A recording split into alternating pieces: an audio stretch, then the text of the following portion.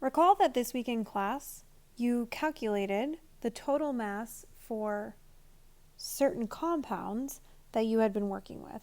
So an example of that would be you calculated the mass, the total mass for sodium carbonate. And you all did that by looking at the periodic table, finding the masses of the ions that are involved in this compound, and adding those together. So I'm going to show you today how to do that with a more complex compound. The example I'm going to use today is ferric sulfate. Ferric is another way to say iron with a 3+ charge, meaning it has 3 valence. And sulfate, as we know, has a 2- charge, and it has 2 valence. Some charges for ions can be found on the front of the periodic table by looking at the numbers that come at the top of columns. So for everything in this first column here, it has a charge of 0 + 1. But you'll notice that there are some ions like iron that doesn't have a charge above it. So you can find the charge for this on the solubility table. You'll notice that there are charges for ions that are positive as well as negative along the top. So this is the place where you can find the charges for ions that are not up here on the periodic table. The first thing that you need to do in order to calculate the mass of ferric sulfate is create the compound. Here are my Lego pieces representing my iron 3+ and my sulfate 2-. And I have to put them together in such a combination that will result in every valence being filled.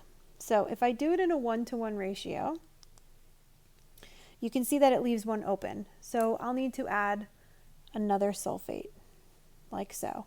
But again, that leaves one spot open, so I add another iron ion, ferric ion, and that leaves 2 spots open, just enough for a sulfate. So we've got 2 iron ions and 3 sulfate ions. So now that we've used our Lego pieces to figure out how much of each of the ions that we need, we can write this in a proper salt formula. So how do we write this to represent that? When you're writing salt formulas, the first thing you always start with is the metal. So we will start with iron. And when we're writing salt formulas, we're not going to include the charge.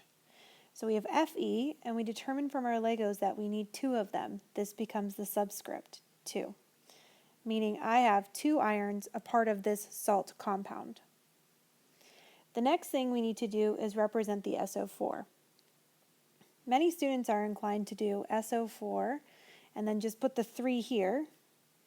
But what you're communicating here is that I've got 2 irons, 1 sulfur, and 43 oxygens. So we can't do that.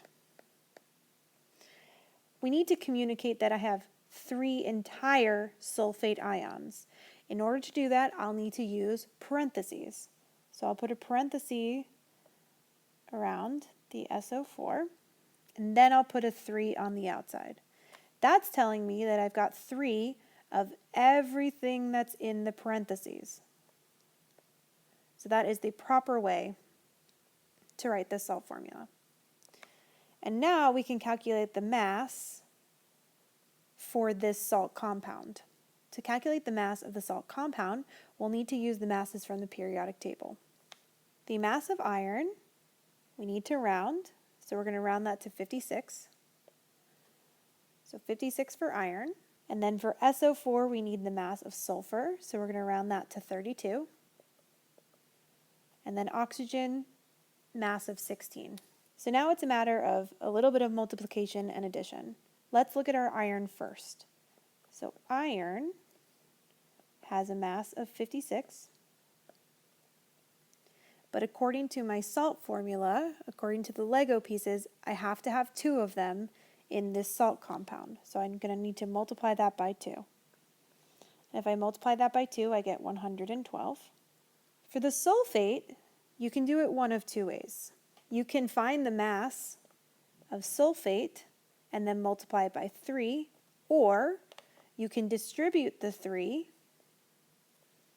and find the mass of sulfur times 3 and the mass of oxygen times 12, because 4 times 3 is 12.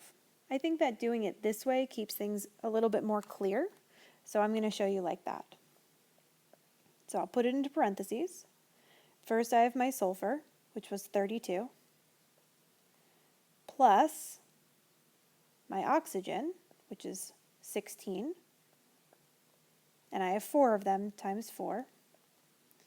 And then I have 3 of the entire sulfate ion, so I'm going to multiply all of this by 3. So if we do what's in the parentheses first, you'll end up with 96. That's the mass of one sulfate. And I multiply that by 3, and I get 288 grams. So we're almost done here.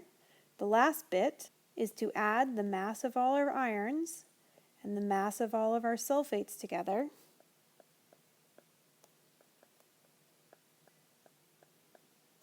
For a total mass of 400 grams. And that's how you do advanced masses for more complex salts.